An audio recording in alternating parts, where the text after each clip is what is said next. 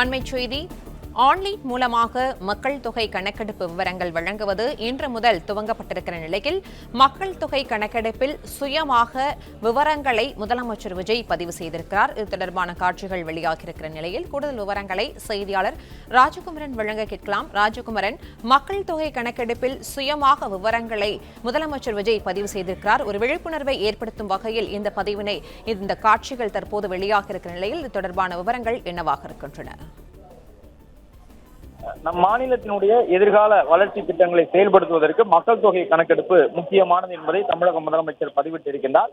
மக்கள் தொகை கணக்கெடுப்பு என்பது வெறும் எண்ணிக்கை மட்டுமில்லை, நாம் கேட்கக்கூடிய விவரங்கள், நாம் பதிவிடக்கூடிய விவரங்கள் தான் அரசினுடைய அனைத்து திட்டங்களுக்குமான அடிப்படையாகும் என்பதை முதலமைச்சர் குறிப்பிட்டு சொல்லியிருக்கின்றார்.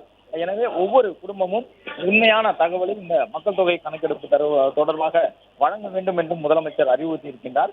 இணைய வழியிலே சுய கணக்கெடுப்பு இன்று முதல் தொடங்கியிருந்த நிலையில் முதல் நாளான இன்றைய நாளிலேயே முதலமைச்சர் தன்னுடைய குடும்பம் தொடர்பான விவரங்களை எல்லாம் பதிவு செய்திருக்கின்றார். தன்னுடைய வீடு தொடர்பான விவரத்தை பதிவிட்டு மக்கள் தொகை கணக்கெடுப்பினுடைய சுய கணக்கெடுப்பில் முதலமைச்சர் பங்கேற்றிருக்கின்றார். அது மட்டுமல்லாமல் இந்த மக்கள் தொகை கணக்கெடுப்பினுடைய சுய விவரங்கள் பதிவிடக்கூடிய நிலையில் அவற்றினுடைய தகவல் ரகசியமாக பாதுகாக்கப்படும் என்கின்ற ஒரு விவரத்தையும் முதலமைச்சர் சொல்லியிருக்கின்றார்.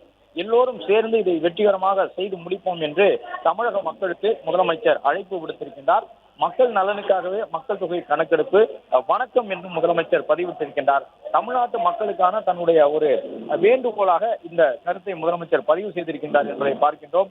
நம் மாநிலத்தினுடைய எதிர்கால வளர்ச்சி திட்டங்களை செயல்படுத்துவதற்கு மக்கள் தொகை கணக்கெடுப்பு முக்கியமானது, அது இன்று தொடங்கி இருக்கின்றது என்பதை நினைவூட்டி முதலமைச்சர் இந்த பதிவினை வெளியிட்டிருக்கின்றார். இணைய வழியிலே இந்த சுய கணக்கெடுப்பை மேற்கொள்ளலாம் என்ற ஒரு தகவலையும் முதலமைச்சர் வெளியிட்டு தமிழக மக்கள் இணைய வழியில் தகவலை எல்லாம் பதிவு செய்யலாம் என்று சொல்லியிருக்கின்றார். ஏனென்றால் முதலமைச்சர் சொல்லியிருக்கக்கூடிய இந்த தகவல் அடிப்படையிலே, அதாவது இந்த மக்கள் தொகை கணக்கெடுப்பு விவரங்கள் ரகசியமாக பாதுகாக்கப்படும் என்கின்ற நம்பிக்கையினை தமிழக மக்களுக்கு முதலமைச்சரும் வழங்கி இருக்கின்றார். இதன் மூலமாக தங்களுடைய வீடு தொடர்பான தகவல், குடும்ப தலைவர் குறித்த தகவல், 33 வகையான விவரங்களை அதில் பதிவிட்டு பதிவேற்றம் செய்யலாம் என்கின்ற ஒரு தகவலை ஏற்கனவே மக்கள் தொகை கணக்கெடுப்பு தொடர்பாக வெளியிட்டிருந்த நிலையில் முதலமைச்சர் இன்றைக்கு இந்த ஒரு காணொலியையும் வெளியிட்டிருக்கின்றார். அந்த காணொலியிலே முதலமைச்சரே அந்த மக்கள் தொகை கணக்கெடுப்பு தொடர்பான விவரங்களை பதிவு செய்யும் வகையிலான அம்சங்களும் இடம்பெற்றிருக்கின்றன என்பதை பார்க்கின்றோம்.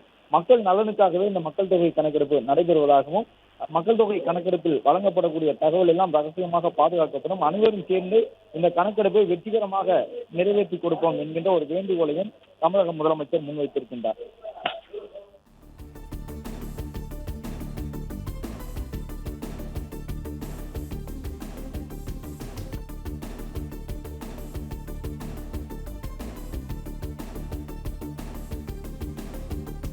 ராஜகுமரன், ஆகஸ்ட் 1 முதல் நேரடி முறையில் வீடு வீடாக கணக்கெடுப்பு பணியானது தொடங்க இருக்கிறது. இந்த நிலையில் தற்போது ஆன்லைன் மூலமாக இந்த பணி தற்போது தொடங்கியிருக்கிற நிலையில் தற்போது 33 கேள்விகளுக்கான பதில்களை பூர்த்தி செய்த விவரங்களை சமர்ப்பிக்க அறிவுறுத்தல்கள் வழங்கப்பட்டிருக்கின்றன. இந்த நிலையில் மக்களுக்கு இது தொடர்பாக விரைந்து இதற்கான பணிகளை செய்ய வேண்டும் என்பதற்கு தொடர்பாக அரசு சார்பில் ஏதேனும் விழிப்புணர்வு ஏற்படுத்தப்பட்டிருக்கிறதா? இது தொடர்பாக தான் முதலமைச்சரின் இந்த காட்சிகளானது தற்போது வெளியாகியிருக்கிறது. இந்த நிலையில் இது தொடர்பான விவரங்கள் என்னவாக இருக்கின்றன? ஆகஸ்ட் மாதம் தொடங்கியவுடன் வீடு வீடாக சென்று மக்கள் தொகை கணக்கெடுப்பின் பணியாளர்கள் அந்த பணியை மேற்கொள்ள இருக்கின்றார்கள். என்றாலும் கூட அதற்கு முன்பாக பொதுமக்களே தங்களுடைய விவரங்களை பதிவு செய்து அவர்களுடைய வீடு தொடர்பான விவரங்களை பதிவிட்டு அந்த விவரங்கள் எல்லாம் பதிவேற்றம் செய்யப்பட்ட பிறகு ஒரு குறியீட்டு எண் பொதுமக்களுக்கு, அந்த குடும்பத்தவர்களுக்கு இணையத்தில் வழங்கப்படும். அந்த எண்ணை மட்டும் வீடு தேடி வரக்கூடிய மக்கள் தொகை கணக்கெடுப்பின் பணியாளர்களிடம் சொன்னால் போதும், அவர்கள் அந்த தரவுகளை அப்படியே டிஜிட்டல் முறையில் ஏற்றுக்கொள்வார்கள். அதாவது அந்த மக்கள் தொகை கணக்கெடுப்பு பணிகளை டிஜிட்டல் மயமாக மேற்கொள்ள வேண்டும், பணிகள் விரைவாக நடைபெற வேண்டும் என்ற அடிப்படையில் பொதுமக்கள் முடிந்த அளவு டிஜிட்டல் மயமாக இந்த பணியில் ஈடுபடுத்திக் கொள்ள வேண்டும் என்கின்ற ஒரு கோரிக்கையினை முன்வைத்திருக்கின்றார்கள். இந்த நிலையில்தான் தமிழக முதலமைச்சரும் அந்த காணொலியை பதிவு செய்து தமிழ்நாட்டினுடைய எதிர்கால வளர்ச்சிக்கு தேவையான திட்டங்களை செயல்படுத்த மக்கள் தொகை கணக்கெடுப்பு முக்கியமானது என்பதை நினைவூட்டி இருக்கின்றார்.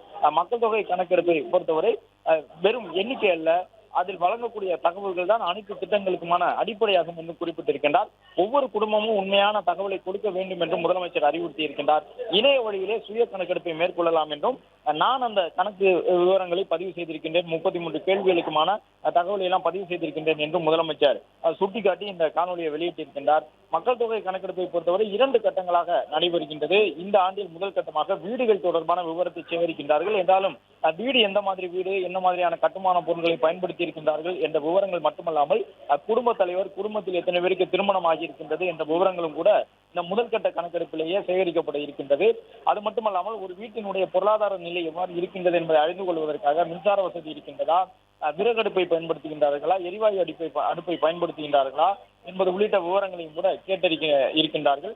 எனவே 33 வகையான கேள்விகள் எழுப்பப்பட்டு அந்த கேள்விகளுக்கு விடை சொல்லி டிஜிட்டல் முறையிலே அந்த இணையதளத்தின் வசதியை பயன்படுத்தி தங்களுடைய வீடு எந்த இடத்தில் அமைந்திருக்கின்றது என்பதையும் குறியிட்டு காட்டி அந்த குறியீட்டு பணிகள் எல்லாம் முடிந்த பிறகு 33 கேள்விகளுக்கும் பதிலளித்த பிறகு குறிப்பிட்ட ஒரு பதிவேற்றத்திற்கு பிறகாக அவர்களுக்கு அந்த எண் வழங்கப்படும். அந்த எண்ணை அடிப்படையாக வைத்து மக்கள் தொகை கணக்கெடுப்பு பணியாளர்களுக்கு வழங்கினாலே போதுமானதாக இருக்கும். அதன் மூலமாக மக்கள் தொகை கணக்கெடுப்பு பணிகள் விரைவாக நடைபெற்று முடியும். நாடு முழுவதும் முதல் முறையாக டிஜிட்டல் முறையிலே மக்கள் தொகை கணக்கெடுப்பு பணிகள் மேற்கொள்ளப்பட இருக்கின்றன. இந்த நிலையில்தான் பொதுமக்கள் அதில் தங்களை முழுமையாக ஈடுபடுத்திக் கொள்ள வேண்டும், உண்மையான தகவல்களை வழங்க வேண்டும் என்ற அடிப்படையிலே தமிழக முதலமைச்சர் இந்த ஒரு வேண்டுகோளை தமிழ்நாட்டு மக்களுக்கு முன்வைத்திருக்கின்றார். அது மட்டுமல்லாமல் மக்கள் தொகை கணக்கெடுப்பில் ஏற்கனவே சொன்னபடி இந்த செல்போன் எண்கள் எல்லாம் பெறப்படுகின்றன. அந்த எண்கள் முழுக்க முழுக்க மக்கள் தொகை கணக்கெடுப்பு சார்ந்த பணிகளுக்கு மட்டுமே பயன்படுத்தப்படும் என்று சொல்லி இருக்கின்றார்கள். அது மட்டுமல்லாமல் அந்த தகவல்கள் முழுவதுமாக பாதுகாக்கப்படும் என்ற ஒரு தகவலையும் தற்போது முதலமைச்சர் வெளியிட்டிருக்கின்றார். அனைவரும் சேர்ந்து பொதுமக்கள் இந்த பணியை வெற்றிகரமாக செய்து முடிப்போம் என்று குறிப்பிட்டிருக்கக்கூடிய முதலமைச்சர் மக்கள் நலனுக்காக மக்கள் தொகை கணக்கெடுப்பு என்ற ஒரு கருத்தையும் சொல்லி இருக்கின்றார். எங்களுக்கு நன்றி ராஜகுமரன்.